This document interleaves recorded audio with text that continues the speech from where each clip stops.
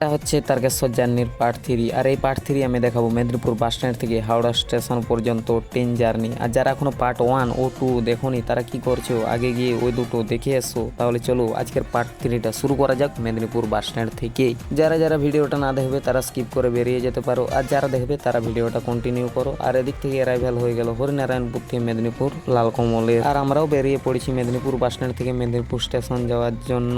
Medinipur station পৌঁছে ticket কাটাও complete. Medinipur থেকে হাওড়া 29 কিলোমিটার, 3 জনের 90 টাকা ভাড়া, ঠিকই আছে। এই যে আজকের আমাদের ট্রেন জার্নি, ট্রেন নাম্বার 388 ষোলো মেদিনীপুর হাওড়া লোকাল মেদিনীপুর স্টেশনের 1 নম্বর প্ল্যাটফর্মে দাঁড়িয়ে আছে। আর ট্রেন পুরো খালিই আছে। এরপর দেখা যাক হাওড়া স্টেশন লেটে পৌঁছায় না অ্যাডভান্স। সময় বেলা 11টা বেজে 37 মিনিট। নির্ধারিত সময়ের থেকে মাত্র 2 মিনিট দেরি করে মেদিনীপুর থেকে হাওড়ার উদ্দেশ্যে এই মুহূর্তে আমাদের ট্রেন ছেড়ে দিয়েছে মেদিনীপুর স্টেশন থেকে। পরবর্তী স্টপেজ কাঁসাই হল্ট।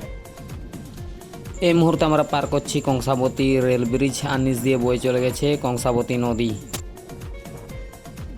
সময় বেলা 11টা বেজে 42 মিনিট। কিছু সেকেন্ড হল্ট নেওয়ার পর এই মুহূর্তে আমাদের ট্রেন ছেড়ে দিয়েছে কাঁসাই হল্ট রেলওয়ে স্টেশন থেকে। পরবর্তী স্টপেজ গোকুলপুর।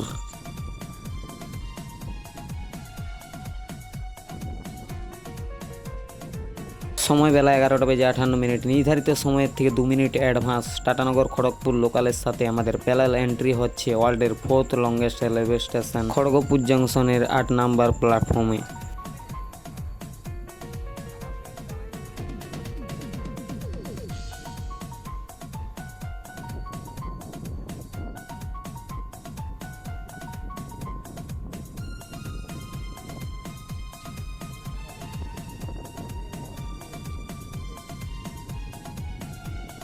সময় দুপুর 12টা বেজে 14 মিনিট। নির্ধারিত সময়ের থেকে মাত্র 9 মিনিট দেরি করে এই মুহূর্তে আমাদের ট্রেন ছেড়ে দিয়েছে খড়গপুর জংশন রেলওয়ে স্টেশন থেকে। খড়গপুর জংশন থেকে কোন কোন জায়গার লাইন ভাগ হয় এটা তোমরা কমেন্ট বক্সে কমেন্ট করে জানাও।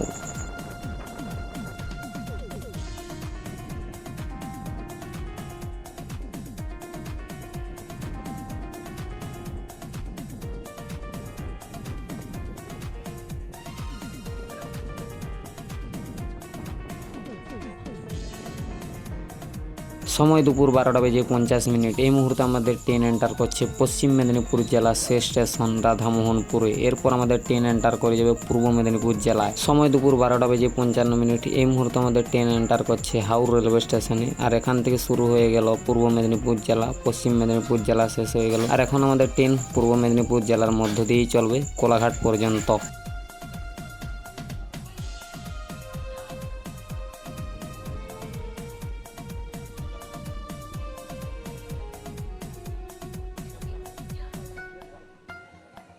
সময় দুপুর 1টা বেজে 6 মিনিট। এই মুহূর্তে আমাদের ট্রেন এন্টার করছে পাঁশকুড়া জংশন রেলওয়ে স্টেশনে। জংশন কেন সেটা চলো আউটারে গিয়েই বলছি।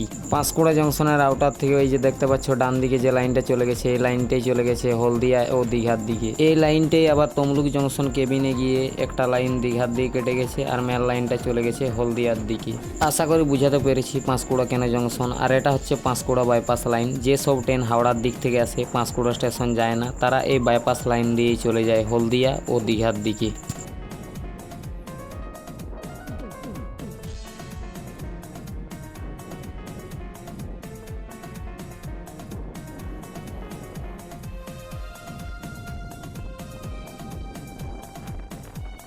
সময় দুপুর 1টা বেজে 33 মিনিট। এই মুহূর্তে আমাদের ট্রেন এন্টার করছে পূর্ব মেদিনীপুর জেলার শেষ স্টেশন কোলাঘাট রেলওয়ে স্টেশনে। এখান থেকে পূর্ব মেদিনীপুর জেলা শেষ শুরু হয়ে যাবে পরবর্তী জেলা হাওড়া। আর এখন আমরা পার করব রূপনারায়ণ নদের ওপরে কোলাঘাট ব্রিজ।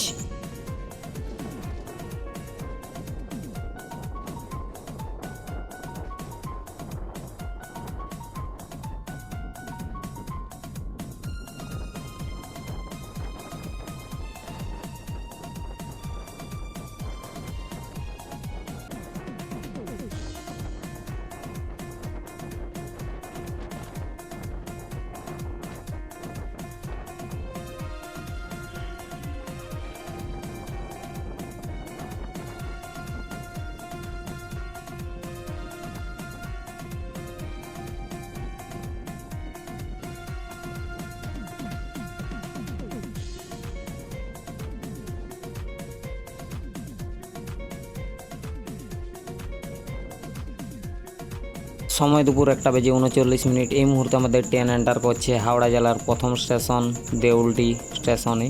এবার আমরা হাওড়া জেলার মধ্য দিয়েই চলবো একদম হাওড়া স্টেশন পর্যন্ত।